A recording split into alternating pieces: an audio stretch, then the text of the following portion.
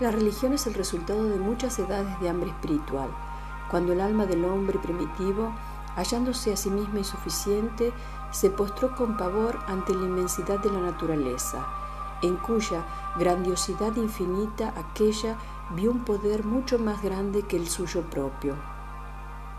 El salvaje se volvió a los vientos y halló en ellos algo superior a él mismo. Tembló de pavor ante la voz del trueno.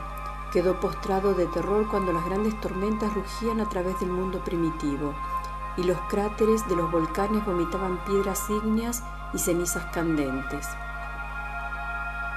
Ofreció sacrificio a los dioses del éter para que lo perdonaran. Lloró y clamó en la cumbre de las montañas y ofreció incienso a los astros. Como no hallaba a Dios en ninguna parte, le ofrendó sacrificio en todas partes.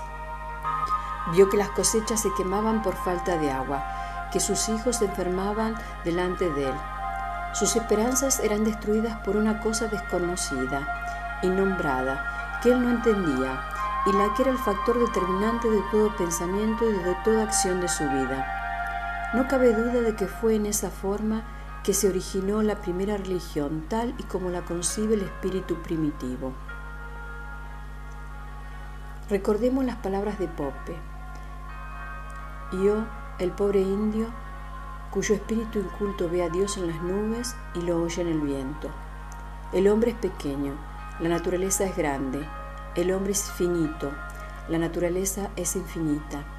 El hombre parece, en su lucha contra la naturaleza, un frágil riachuelo batido por las olas. En los interminables giros y ciclos de pulimiento de la naturaleza, el hombre antiguo reconoció la presencia del poder. Se dio cuenta que había algo que era más grande que él mismo, que existía un poder supremo. Anheló procurárselo para sí y durante millones de años luchó, como Hiawatha y el rey Maese, para extraer de ese poder desconocido el secreto de su grandeza. Como Isis conjuró a Ra a que revelara su nombre y trató una y otra vez de descorrer el velo de la Virgen del mundo. Descubrió que algunas de sus acciones lo destruían, mientras que otras le traían paz y bienestar. Trató de discernir entre ellas y en el porqué de tal distinción, consciente de que su propia existencia dependía de la sabiduría con que escogiese.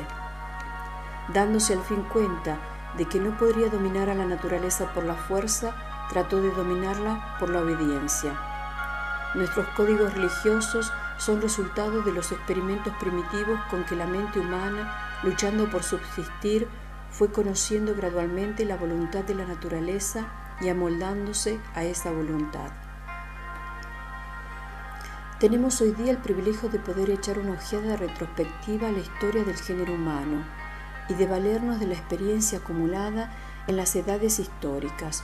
Los santos, los sabios y los redentores vivieron y murieron luchando con el problema del destino humano. Los frutos de sus trabajos se conservan para nosotros en las escrituras y filosofías de todas las naciones, que son los así llamados libros sagrados. No son únicamente el resultado de la contribución al mundo que hicieron aquellos que, habiendo dedicado sus vidas a los problemas de la humanidad y habiendo aprendido a resolverlos, peregrinaron solos y sin temor por los mundos causales que el hombre llama naturaleza. El hombre fue creando paulatinamente el cuerpo o institución que llama religión. Un templo mental sostenido por cierta cantidad de columnas, una columna por cada fe humana. El este, el oeste, el norte y el sur han contribuido a la fuerza o a la belleza de ese templo. El edificio, no obstante, es una cosa material, es la ofrenda del hombre a lo desconocido, del mismo modo en que el espíritu entra en el cuerpo cuando el embrión alcanza cierto grado de evolución. El espíritu de la verdad entra en el cuerpo religioso, cuando ésta se halla preparada para tal advenimiento. El mundo tiene muchas religiones, pero la naturaleza no tiene más que una sola verdad. Toda fe y doctrina son otras tantas contribuciones al conocimiento de esa sola verdad. Todas las doctrinas expresan un solo ideal a través de una multitud de lenguas. Hay una Babel en la tierra, pero hay una sola en los cielos. Toda fe busca de respuestas a la única pregunta: ¿cuál es el fin de la existencia? Cada respuesta es diferente. Reunidas todas ellas en su diversidad, es la verdad lo que queda establecido. La verdad es la suma de todas estas cosas. La realidad es todas las cosas en todos los seres humanos. La sabiduría antigua es el lado invisible, espiritual de la religión, lo que vivifica el cuerpo de la religión. Es el espíritu único que habla a través de una multitud de lenguas. Es aquella presencia que entra cuando su templo ha sido construido por el cuerpo de sus trabajadores. Vivifica el cuerpo de la fe, le confiere animación y no simplemente una serie de envolturas o esqueletos. Como los dioses de la India, tienen muchos brazos y muchas cabezas, pero un solo corazón. En la época prístina de la diferenciación humana, el hombre no podía gobernarse a sí mismo, pero estaba regido por quienes la naturaleza había encargado que lo cuidasen y lo llevasen al grado de evolución en que fuese ya capaz de cuidar de sí mismo. Se nos dijo que cuando nuestro sistema solar comenzó a actuar, los espíritus de seres sabios provenientes de otros sistemas solares vinieron hacia nosotros y nos mostraron las rutas de la sabiduría, para que tuviéramos por derecho de nacimiento el adquirir ese conocimiento que Dios da a todos los seres de su creación. Dícese que fueron esos espíritus de seres sabios provenientes de otros sistemas solares los que fundaron las escuelas de misterios de la sabiduría antigua, pues esta sabiduría era el conocimiento de la voluntad de la naturaleza con respecto a sus criaturas.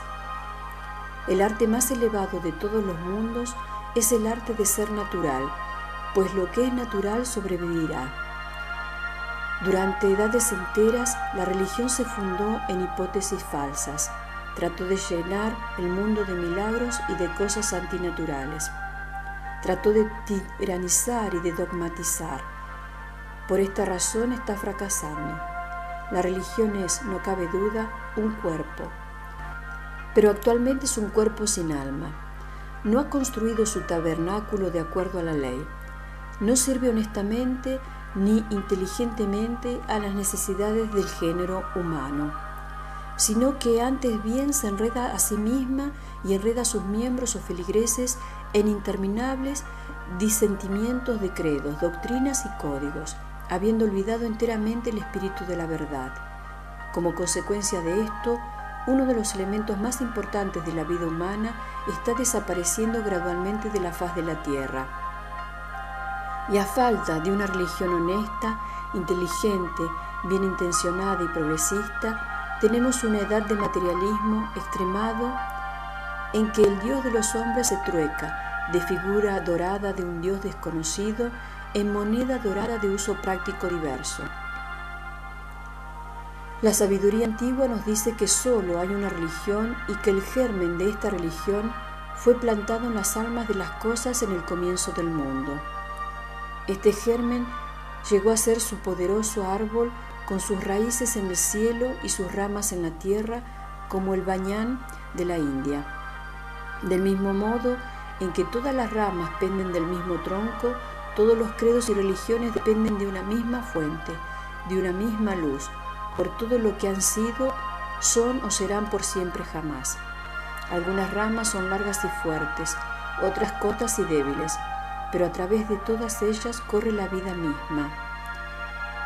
Esa vida es luz y esa luz es la vida del ser humano. La sabiduría antigua no sabe ni de cristianos, ni gentiles, ni de paganos. No conoce más que la existencia de varias ramas pendientes de un mismo árbol.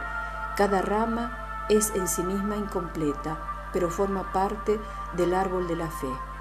El árbol no pide nada a las ramas. Lo único que espera es que las ramas sean fieles al árbol y den testimonio veraz de la vida que corre por el árbol. La antigua sabiduría es la vida que corre por el árbol de la fe. Nosotros no vemos la vida, solo vemos las hojas y las ramas que dan testimonio de la vida, pero a su debido tiempo se cumple el milagro del árbol. La vida del árbol es glorificada en el brote y en la flor. La vida del árbol se consuma en el fruto. La vida del árbol glorificada en el y en la flor. La vida del árbol se consuma en el fruto. La gloria de la vida de ese árbol está en la nueva semilla que testimonia plenamente el poder que lo que acaba de producirse va a ocurrir. Este árbol es la vida. Sin limitados y excelsos, el ser humano no vive, sino que simplemente existe.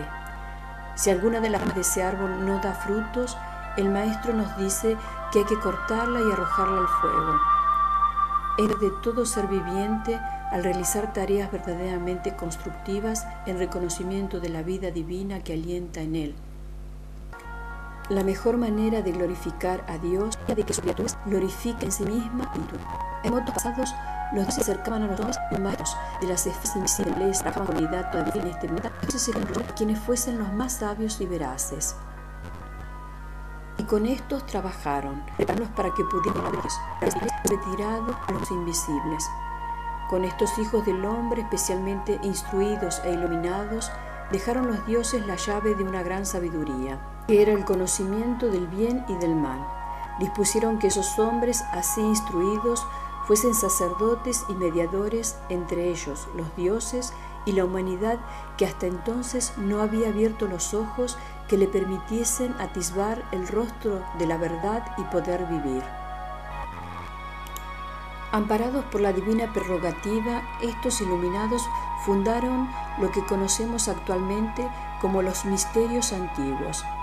Estas fueron escuelas de verdades religiosas, en que la religión se usaba en el sentido de sabiduría divina. En estas universidades espirituales, los hombres más valiosos y capaces. Al principio, estas escuelas fueron reconocidas públicamente.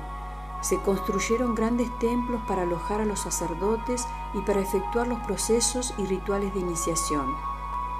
Se registraron los arcanos místicos en esculturas, tábulas de arcillas y en rollos de papiro.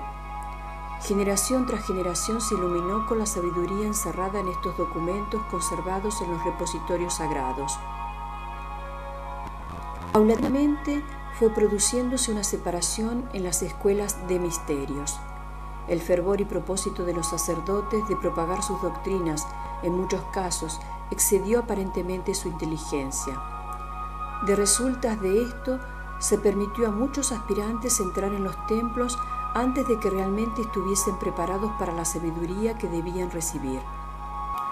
El resultado fue que estos espíritus poco preparados fueron ganando gradualmente más autoridad, pero se manifestaron al fin incapaces de mantener la institución, siendo ineptos para establecer relación con los poderes espirituales que se hallan detrás de toda empresa de orden material.